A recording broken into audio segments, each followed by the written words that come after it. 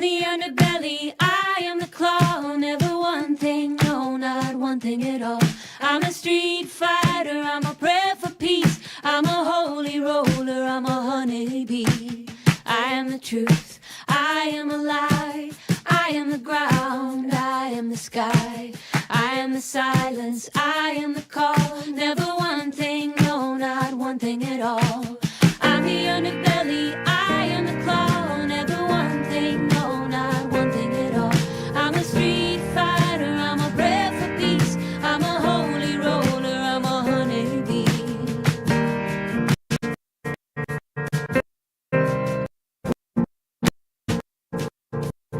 I am hope, I am defeat. I am broken, I am complete.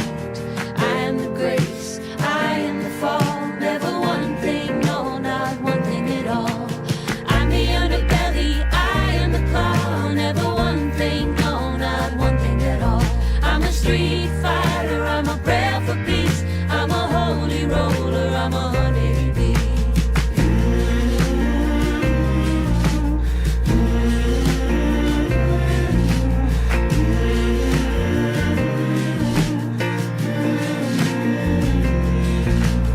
I am the beggar, I am the queen. I am the end, I am the means. I am the hammer, I am the wall. Never one thing, no, not one thing at all. I'm the underbelly, I am the claw. Never one thing, no, not one thing at all. I'm a street fighter, I'm a prayer for peace. I'm a holy roller, I'm a honeybee. I am a victor, I am the loss. I am a prophet, I am the cost. I am the sad, I am the sting. Never know, never one thing. I'm the underbelly, I am the claw. Never one thing, no, not one thing at all. I'm a street fighter, I'm a prayer for peace. I'm a holy roller, I'm a honeybee.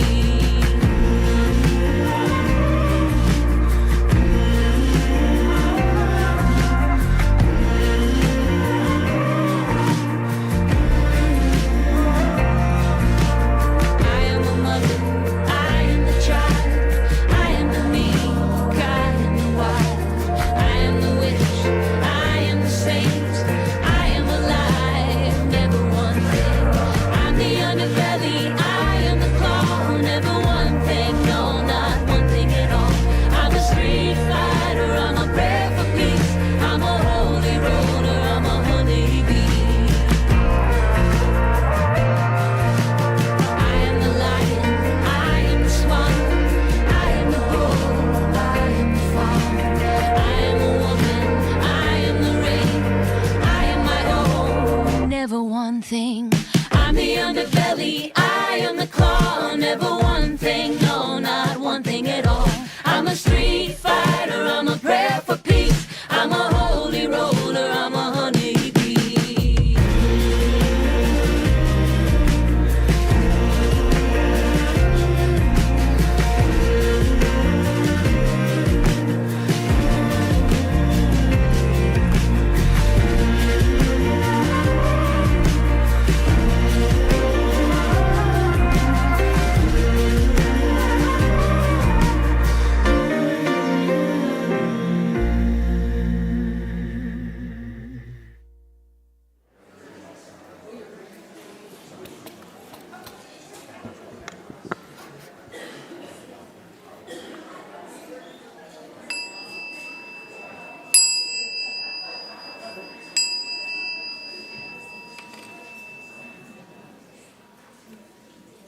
Good morning.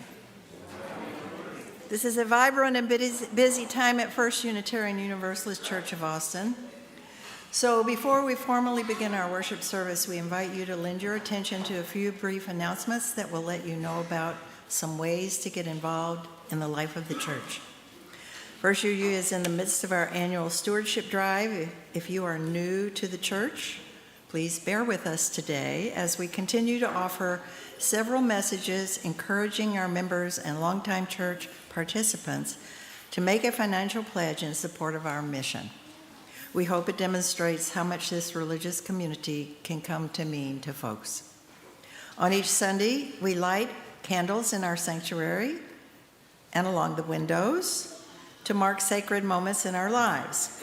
Although we will have a short time set aside during the music for meditation in our service, we also highly encourage you to light candles during the prelude or the postlude to allow ample time for everyone who wishes to express what is in their heart to be able to do so during the service. As we continue our understanding of what is happening to Palestinians, we will meet together to watch the film Israelism, followed by a listening circle on October 20th at 7 p.m. here in Housen Hall. Reverend Carrie Holly Hurt and Al Jaraska will create and hold this space for this important topic. Vespers is starting back up. Join Reverend Carrie and Aubrey every second Tuesday of the month from 6:30 to 8 p.m. for a light meal, followed by a deep dive into one of our hymns.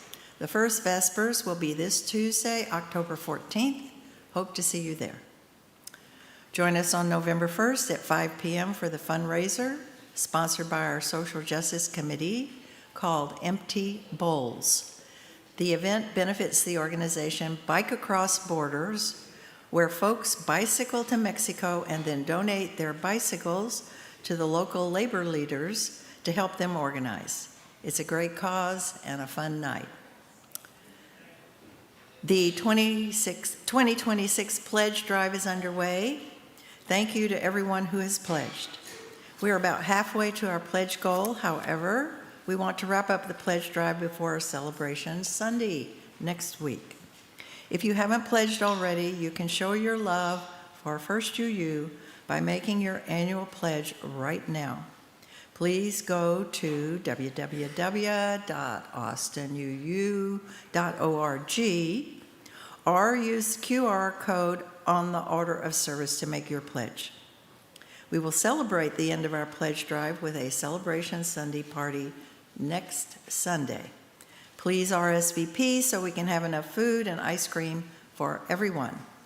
You can RSVP for Celebration Sunday at the stewardship table in Housen Hall after the service, using the QR code on the back of the pews or on the church website, www.austinuu.org. Stewardship also needs volunteers to help us reach out to those who haven't pledged and for Celebration Sunday. If you get a text or call from a stewardship volunteer, please be kind and pledge generously. Let's show how the transforming power of love can make a difference. Each Sunday, one of our caring compassions is designated. Did I say that right? No, compassion is on my mind.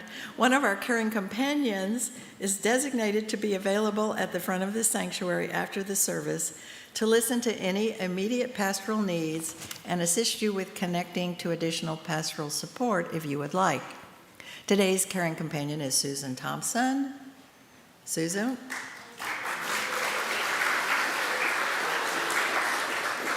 So we ask them to stand so we can thank them, and you can identify her after the service. Finally, please welcome our stewardship chair, Mary Overton, for a brief update on our progress.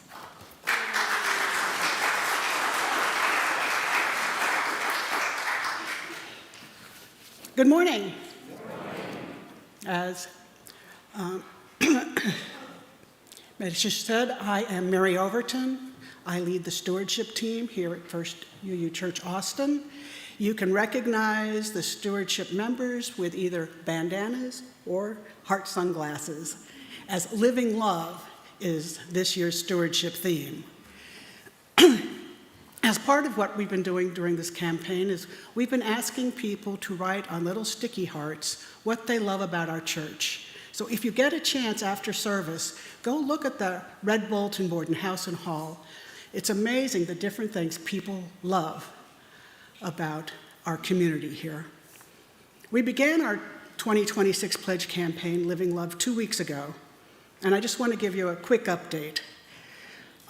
If you have pledged already, Thank you, thank you, thank you. We truly appreciate your generosity in supporting First UU.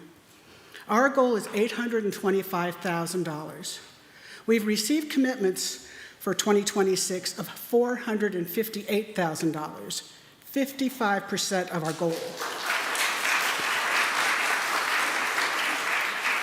However, we need additional pledges or increases in pledges to fund our minimum operating budget for 2026. That's $825,000, the same amount that we've raised the last 2 years. So this is not something that we aspire to. This is something we really need to have to keep operating at the level that we are now. If you haven't had a chance to make your pledge, now is a great time. Please be generous as you're able. As I said, in the order of service, there's a QR code. And if you would like to use a paper form, we'll have them at the stewardship table during coffee hour after church. Please come visit us. And if you have any questions, we'd be happy to help any way that we can. And we'd ask if you could please pledge by next Tuesday, or this coming Tuesday, so your pledge can be included when we celebrate next Sunday. Because next Sunday is Celebration Sunday, and that's when we celebrate everything great about this church and community. Everybody is invited, whether you've pledged or not, whether you're a member or not. Children are welcome. We'll have live music. We'll have tacos and fixins and an ice cream truck. So how many people think they're going to come next Sunday? Could you raise your hand? Okay. If you haven't RSVP'd, please do so we know how much food to order, okay? And you can do that in House and Hall. Every single table has a sign-up sheet, so we'd like to know that you're coming so we can be prepared.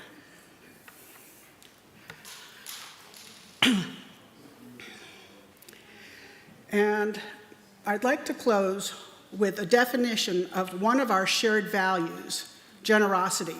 It was adopted at the UUA General Assembly last year. We cultivate a spirit of gratitude and hope.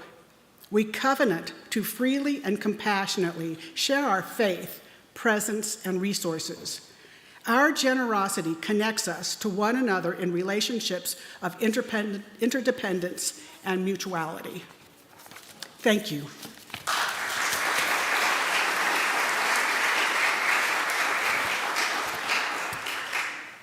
Now let all who have gathered in beloved community, whether in virtual space or in person, join our spirits in worship together.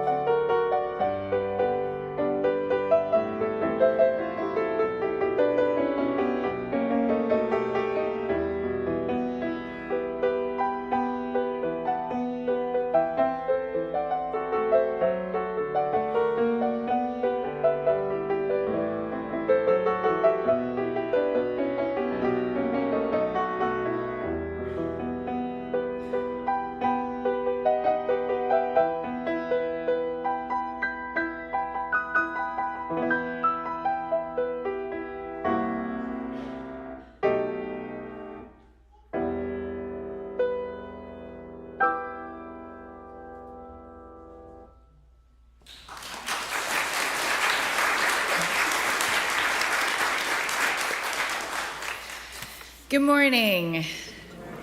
Whether you're joining us online or here in person, welcome to First Unitarian Universalist Church of Austin. We are a spiritual community dedicated to a free, responsible search for truth and meaning and beauty. I'm Reverend Carrie Holly Hurt, your assistant minister. I'm a middle-aged white woman with blondish hair. It's getting darker every day. Purple glasses and a white stole with the colors of the pride flag. My pronouns are she, her, and it is such a joy to be with you today. I especially want to welcome you if you're new to the congregation. If you're joining us online, please let us know where you're coming from if you can, and say hello. And if you're here in person, please join us in Housen Hall after the service for some coffee and fellowship. Either way, we invite you to fill out the online visitor form from austin.org. austinuu.org. Simply click on worship and then you'll be shown a link to the form. We would love to get to know you. Today we are celebrating the birthday of two people that keep this church moving and running. One is Reverend Chris, who is not here, so you'll have to send him well wishes in your hearts. The other one is Tom Martin. So let's show Tom some love by clapping.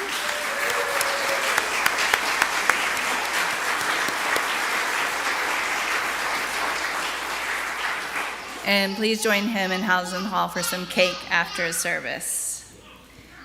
Here we welcome everyone, every beginning and path, every beautiful expression of human flowering, all pronouns, all the ways and ones we love, all abilities and disabilities, each and every one of you. You are welcome here. You belong here. Now we come from a long tradition of sensing that ocean of divine love flowing through each of us. And it is in that tradition that I invite you to say hello to your neighbor. And if you're online, say hello there too.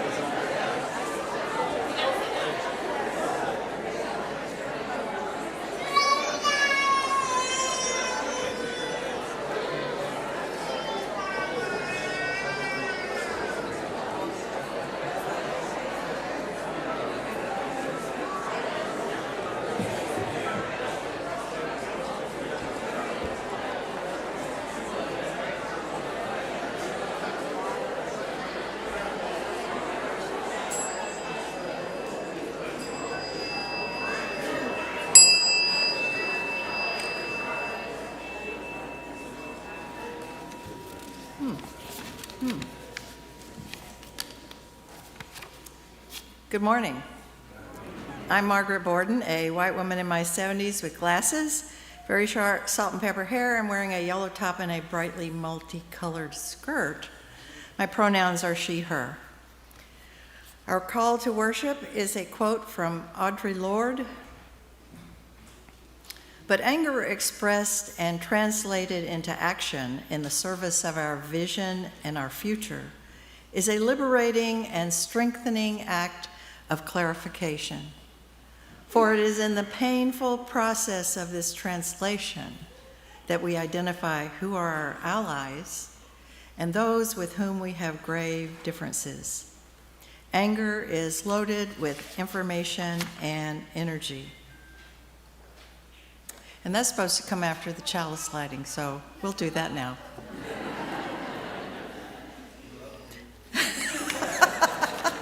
Thank you. I don't know how I got this stuff out of order, but I did. Oh, me.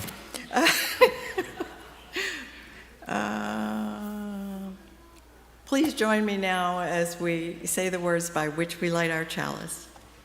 This is the flame we hold in our hearts as we strive for justice for everyone. This is the light we shine upon systems of oppression until they are no more. This is the we share with one another as our struggle becomes our salvation.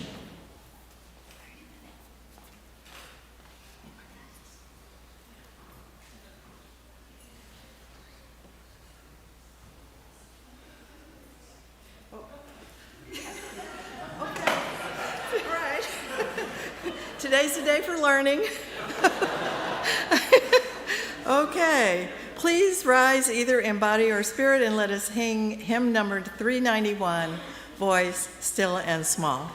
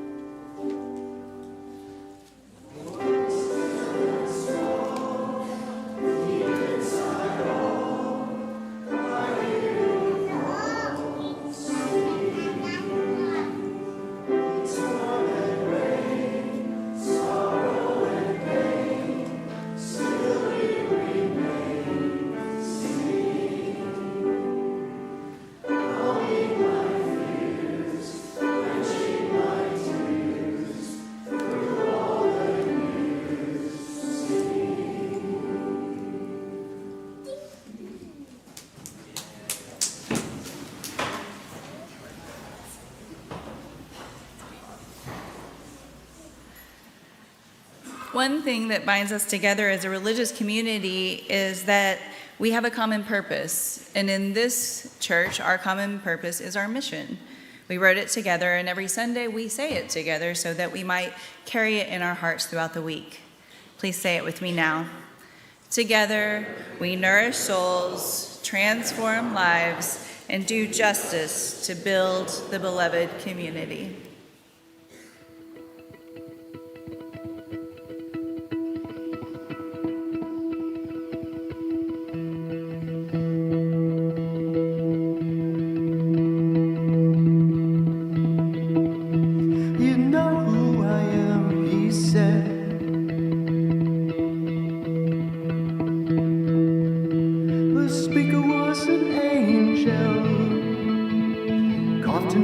Crumpled wings, closed his eyes and moved his lips.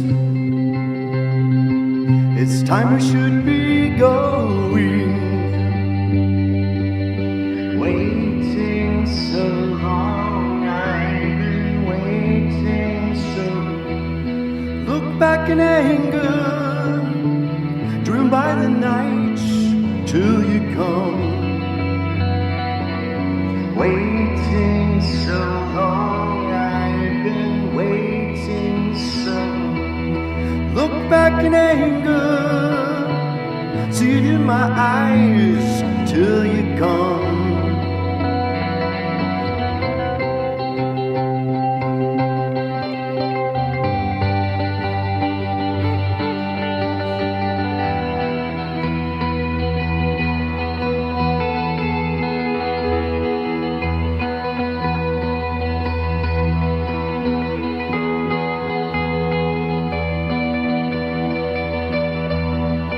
Nobody seemed to hear him, so he leafed through a magazine and yawned looked his weak ways. Very sane he seemed to me. Waiting so long, I've been waiting so.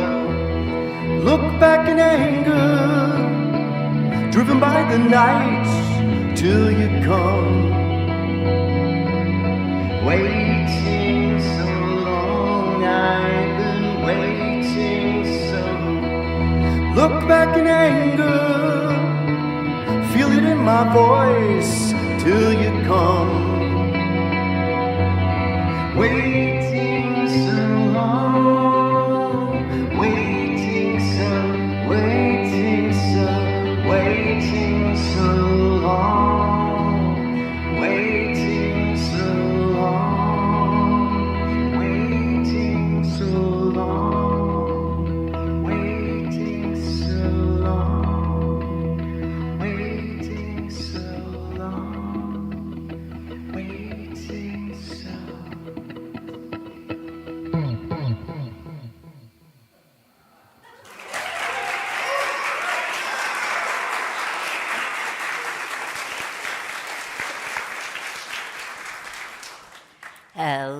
everybody. My name is Sol. I am a small white human with short blue hair. We have come to the time for all ages in our service today, and I have a very fun body movement exercise for us to do today. So if you want to wiggle, if you want to shake, if you want to move your body, come on up and join me. Hello. Let's do it. Yeah, hello. Hello, everyone. Yeah, exactly. You got it. Hello, welcome. Good to see you all. Hello. All righty. Okay, I'm going to start off with a quick question. Okay, this can go for everyone. Do you even know what I'm wearing? I will let you know on the playground. So, has anyone here ever been angry? Yeah. I'm always I've definitely been angry. I've definitely been angry. Now, and here's another question. Oh, yes, I've definitely been angry. Now, here's another question. How does your body feel when you're angry? Anyone have any? What do you think? How does your body feel? It feels angry, yeah. Maybe you feel really hot. Maybe your muscles get all bunched up and tight. Maybe you want to yell. Maybe you want to throw something. We've got all this angry energy in our bodies. See, when we've got all that angry energy, sometimes we might do something that we don't actually want to do because that energy is just kind of taken over our brain. So we're going to do a little practice run of some ways that we can move that energy through our body. And if y'all want to help me demonstrate to the big kids out here, that would be beautiful. So let's all stand up. Okay. So I'm not feeling particularly angry right now myself, so this is just going to be a fun little practice round.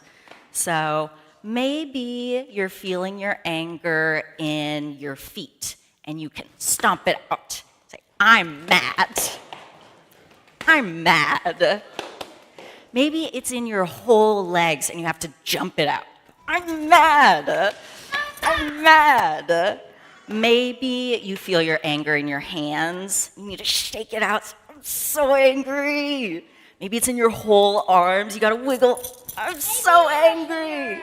Maybe your hair. You got to shake your head. Yeah. Maybe it's in your voice and you need to be really loud. You go, I'm mad.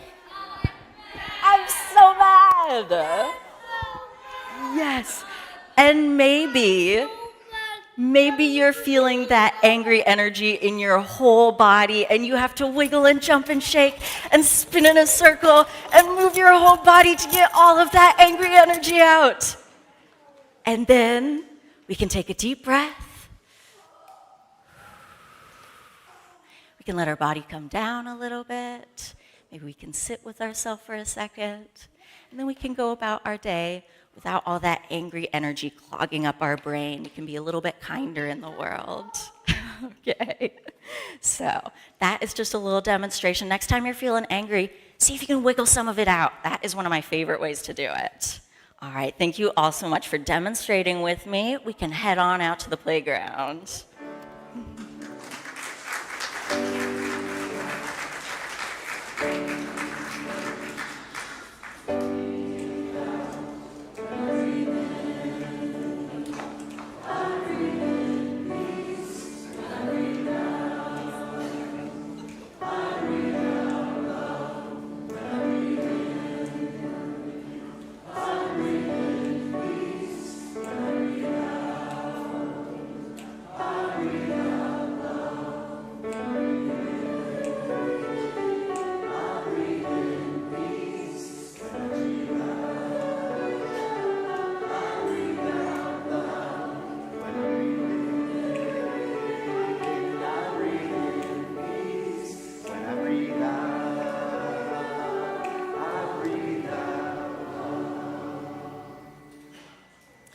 Each year, the members of First Unitarian Universalist Church of Austin select a group of nonprofits that are building the beloved community in our area.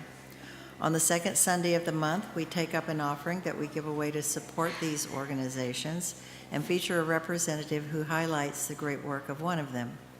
If you are with us online, you can go to austinuu.org and click on Second Sunday Special Offering in the drop-down box. Here in the sanctuary, the ushers will gratefully accept the monthly special offering after a few words from Peggy Morton, whom we are thrilled to invite to let us know a little more about the Unitarian Universalist Service Committee.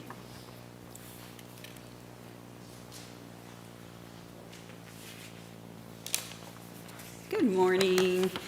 I'm Peggy Morton. I use she, her pronouns. I'm a young, elderly human. That's not a joke. But anyway, I'm wearing a green dress. I have a head full of curls, brown, blonde, gray. But anyway, I'm delighted to be here this morning. And I want to start by thanking David Overton for inviting me to talk today about our National UU Service Committee. David nominated the UUSC to receive one of our monthly special offerings, and a majority of you congregants chose it. So I've been asked, and I want you to know I have admired and loved the UUSC for about 3 decades. And for the last 8 years, they've been giving Austin Sanctuary Network grants for our work in solidarity with the immigrant community here.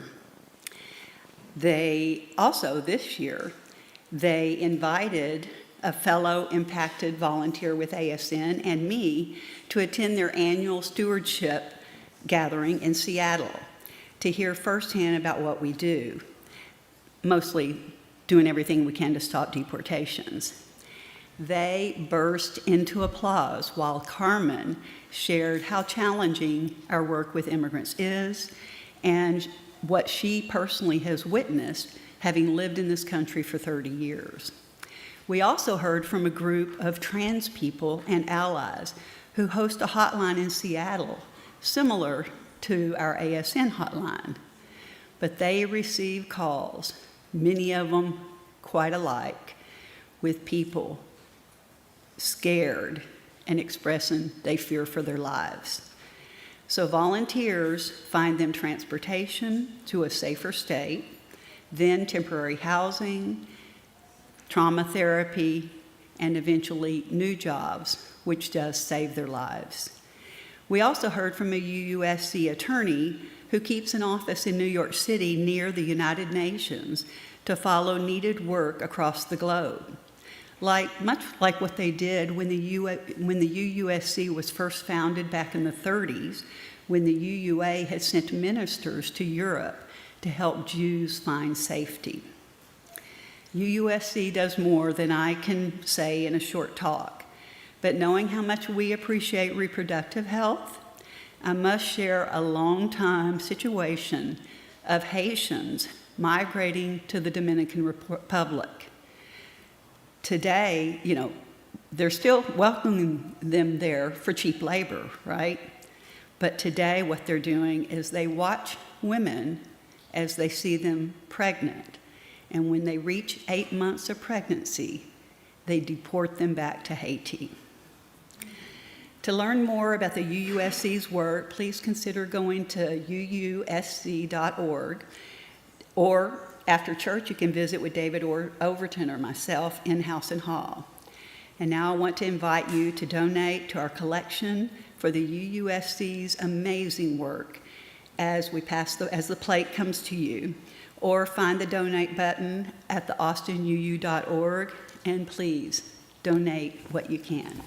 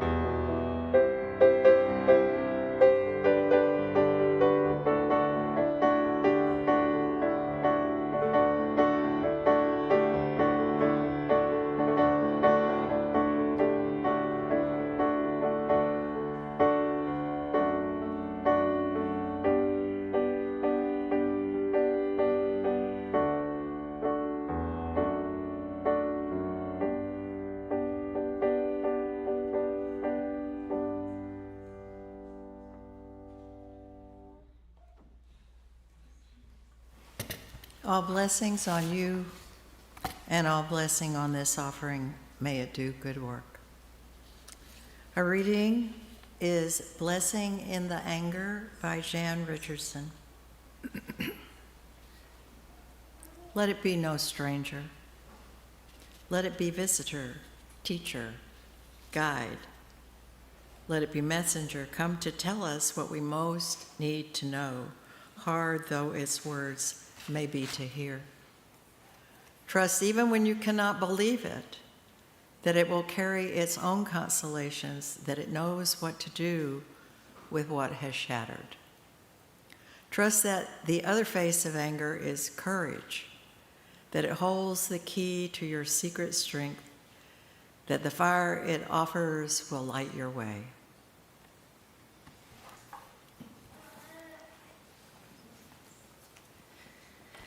This is the time in our service when we enter into holy and sacred silence, where we breathe together. And in breathing together, we sense one another's loving presence. Breathing in and out, we follow our breath to a deeper place, a place of greater wisdom, a place where the divine spark resides within each of us.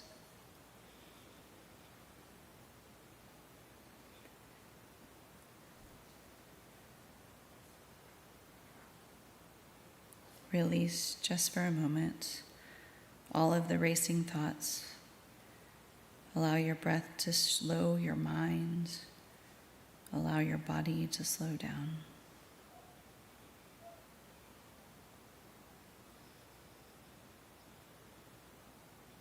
Breathing together, we enter into a time of sacred silence, all the while holding those sacred human sounds, including the sounds of small children. Let's enter into that time now.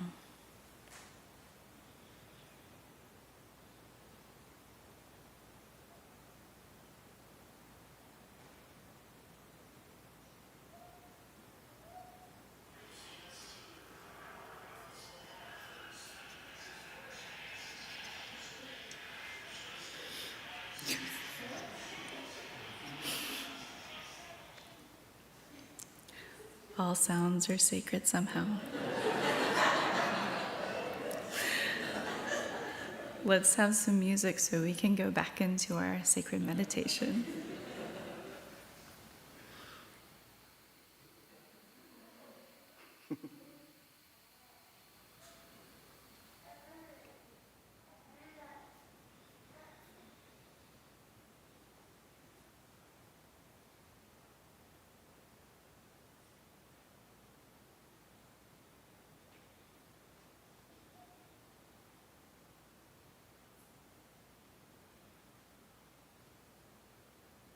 Entering the meditative quiet as our music plays, let us hold that quiet throughout, including when our music comes to an end.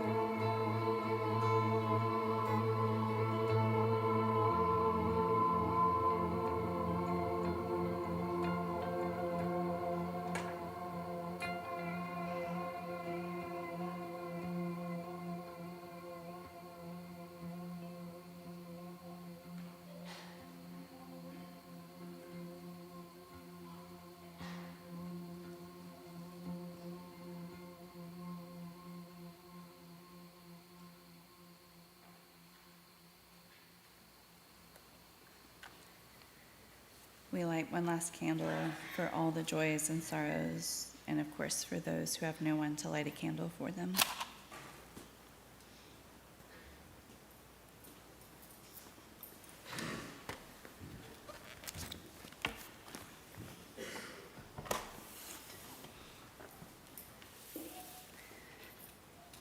Before I begin the sermon today, I want to let you know that I'm going to be talking about anger, if you haven't already guessed. And some of that conversation includes discussions of abuse. I always want you to take care of yourself. If you need to get up, if you need to walk around, if you need to leave and come back or not come back, I just encourage you to please don't hesitate. Take care of yourself. And please know that we do have our caring companions. And Chris, Reverend Chris, and I are always, always available for pastoral support. Now, with that said, how many have you uttered, "I am just so angry"? I know I have many times, especially lately. And I have heard it many times from some of you lately. And when I hear it, I usually just bless it. Yes, I say, it makes a lot of sense. Yes, anger is the appropriate response to the dismantling of our democracy, to the scapegoating, to the oppression, to the violence, to the marginalization, to the erasure, to the absurdity of calling good things bad and bad things good. Yes to your anger. And because of that, I wish this sermon could just say, your anger is holy because it's pointing you to action. It's helping you hone and refine your values and skills, and it means you still have hope. Blessings on you, blessing on your day. Let's go have some coffee. But while anger is holy and it does do all of those beautiful things, it also carries a lot of baggage, and we have to acknowledge that baggage before we get to blessings and coffee. So anger is holy except for when it's policed. The Harvard Kennedy Center did a study that showed that, and I quote, expressing anger decreases influence for women and African Americans, but does not decrease the influence of white men. First off, duh. Secondly, this is a pretty milquetoast way to say that for marginalized groups, and basically that includes anyone that's not a cis white man, that for those of us, anger is policed. Now, it's policed differently depending on your identity, but it is policed, and because it's policed, there are real-world ramifications. For example, Brian Stevens, who by all measures is successful, Harvard Law graduate, won cases before the Supreme Court, has received award after award. Well, he often gets judges assuming that because he's black, he's the defendant. And when he corrects them, he has to be polite. He can't show his anger. He said of one particular horrible encounter when a judge and prosecutor were mocking him, that he had to tell himself, you can't get angry, you're gonna have to smile. Because he knew that if he got angry, which, let's face it, would be really reasonable, but if he got angry, it would impact the outcome for his clients. That's exactly what the Harvard study showed. Now, anger is policed differently depending on your unique identities, but all of that policing is about power and control. It's about keeping you in your place, and so often that's attached through a threat. So anger is holy, but not everyone can express it freely or safely. And when we can't express it, it gets stuck. We trap it. And when it gets stuck, Lama Rod Owens writes, if I'm afraid of my anger and not dealing with that energy of the anger, that energy keeps cycling in my experience with no way for it to be expressed or metabolized. It builds up, and we know that what we push down, what we repress, begins to build up, and that can cause harm. It can cause issues like mental health issues, especially depression, and physical health issues like autoimmune disease. And there's always another side of the coin, right? While those of us who are marginalized can't express our anger, for white men, because white supremacy and patriarchy hurts everybody, in some ways, society says the only acceptable emotion for you is anger. Not sadness, not hurt, not grief, not fear, but anger. That's what's allowed. What an awful feeling that must be. Which brings me to my next point. Anger is holy, except for when it's protecting the wrong thing. So a few months ago, I was doing that horrible ritual we all do, doom scrolling, when I came across a post from a relative that said, "Y'all need proverbs, not pronouns." My first thought was, y'all is a pronoun.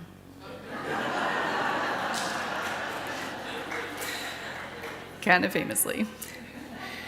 My next thought was, I'm gonna comment that. That person's gonna look so stupid.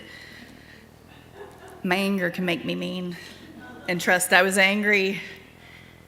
But mercifully, the angels of my better nature just closed my laptop. Sometimes it's easier to be angry than hurt, or scared, or sad. I wanted to lash out and take all that energy that was building up in me and blame that person and make them feel dumb. But something deeper in me knew that wasn't going to help. I needed, as Lama Owens teaches, to turn toward my woundedness. Or, as Reverend Chris preached so beautifully last week, to meet myself with compassion. While anger is so often protective, it might be protecting us from something a bit deeper, something we do need to access so that we can metabolize it and process it. For me, that something a bit deeper that day was my sadness and my grief. Grief over not getting the loving extended family I would have loved. Grief over the state of our world. Grief over the way that our trans and intersex and non-binary siblings are treated. I have a lot of sadness and grief in me these days, and I know I'm not the only one. Anger is holy, but sometimes it's protecting us from the wrong thing. It's preventing us from seeing all those other emotions that might be too big or feel too big or too scary to deal with. Anger is holy, except when it's used as an excuse for abuse. For many people, probably some in this room, the anger of a parent or a partner or even a random stranger has led to abuse, to pain and violence, both emotional and physical. For those of us in this room or online who have had to shrink, had to do the impossible task of controlling everything so that their loved one wouldn't get angry, wouldn't hurt you, I'm so sorry. You should have never had to deal with that. And if you have complicated feelings around anger, yourselves or others, I completely understand. It wasn't safe for you. I can understand how anger can be seen as scary and unstable. I can understand how you might have felt the need to suppress your own anger, or that you would just have really complicated feelings about your own anger. But abuse isn't about anger. Anger is often the excuse, right? But abuse is about using behavior in order to maintain power and control in a relationship. Abuse is about power and control. And anger, or abusers, weaponize anger as an excuse to exert their power and control. They take anger, which is an innate emotion, and they weaponize it. Please know if you are experiencing this or if you have experienced this, that we are here for you. And please know that if you are a person who has done this or is doing this, we're here for you too. You can reach out to your caring companion or Reverend Chris and I anytime. Anger is holy, but not when it's been weaponized for abuse. And if anger has been weaponized, it can be difficult to feel safe in it or with other people's anger. And I still believe it's holy. I believe it's holy because it is an innate emotion, and our emotions, all of them, both pleasant and unpleasant, are here to tell us something. If we come to our anger from that place, if we can recognize all the ways that anger has been misused and abused and start to disentangle it, start to separate that from what we are experiencing, I believe that we can begin to listen to what it's telling us and see it for the tool that it is. One of the things that anger tells us is that what is happening goes against my values. When we find ourselves faced with atrocities and we feel that anger rising, that's powerful. Because it helps us to hone in our values. It helps us to hone what we believe. As our call to worship by Audre Lorde told us, anger is loaded with information and energy. And right now, having a strong and clear sense of our values is paramount because it leads to action, and action is what's needed. Anger can help us activate to help others, to protect ourselves and our loved ones, like standing up for someone who's being harassed. And I think mostly this uncomfortable anger we're experiencing now is because there's no way to act. Like when we watch videos of families being ripped apart from each other in Chicago, or we read dehumanizing proclamations from our governor or our AG about ourselves and our loved ones. So what do we do with that anger then? Listen, I don't have all the answers. I have way more questions than answers, so thank God I'm a Unitarian Universalist, right? But I think in these instances, this activating anger can be a way to motivate us into either the actions we need to take or into building the skills we need. For those big instances of injustice that we are all watching, like with ICE or the dismantling of our democracy, there's always something we can do. But there isn't anything we can do alone. I believe our anger is calling us into community, calling us to take our energy and our focus and all those refined values and place it with the other. And now that looks like donations or volunteering or any way that you can join with others. But it is calling us to join something bigger than ourselves. And that is holy. That is the work of this church.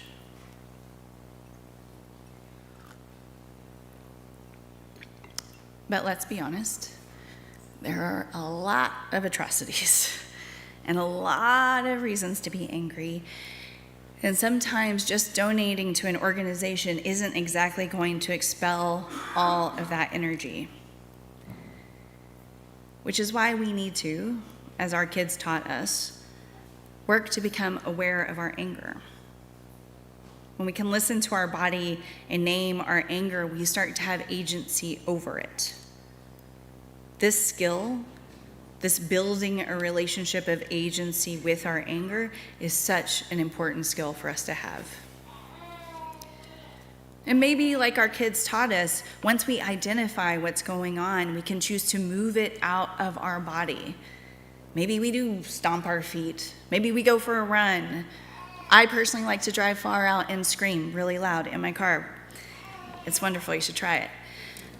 There are so many things that you can do. Movement moves emotion. And sometimes that doesn't work either.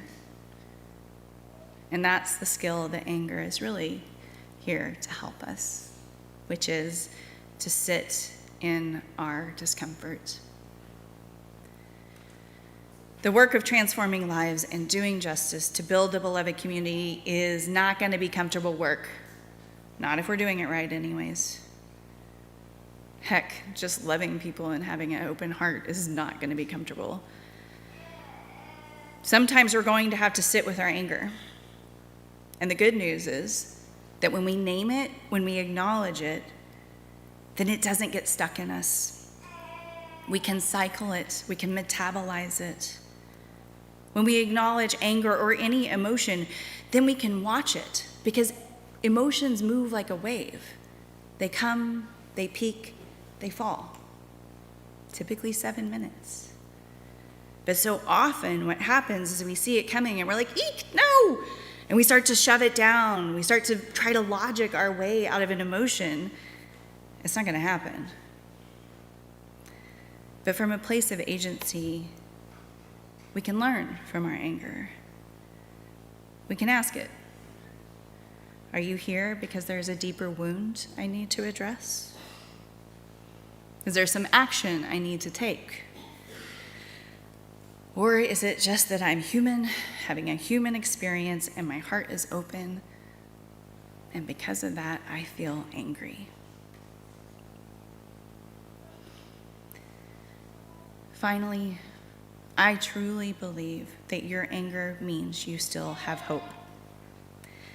Because even if you don't feel hopeful, anger is a sign that you do believe that change is both necessary and possible.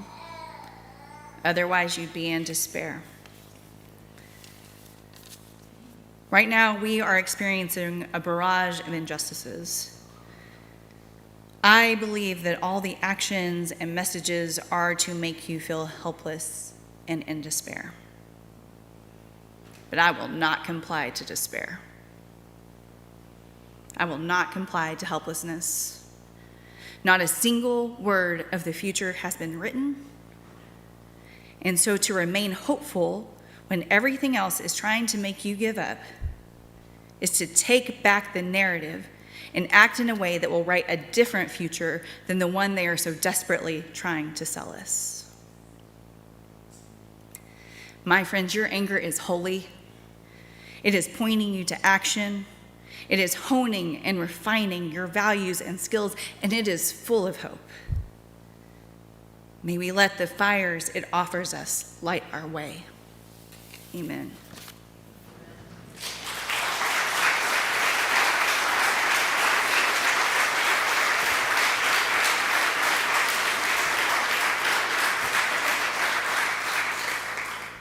And now please rise in body or spirit and let us sing together hymn number 396, I Know This Rose Will Open.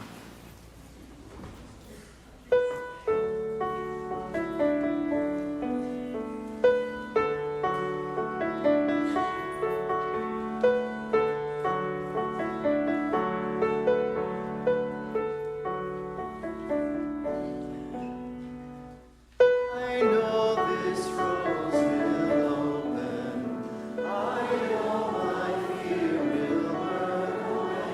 I know my soul will unfurl its wings. I know this rose will open. One more time. I know this rose will open.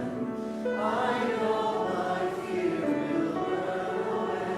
I know my soul will unfurl its wings. I know this rose will open.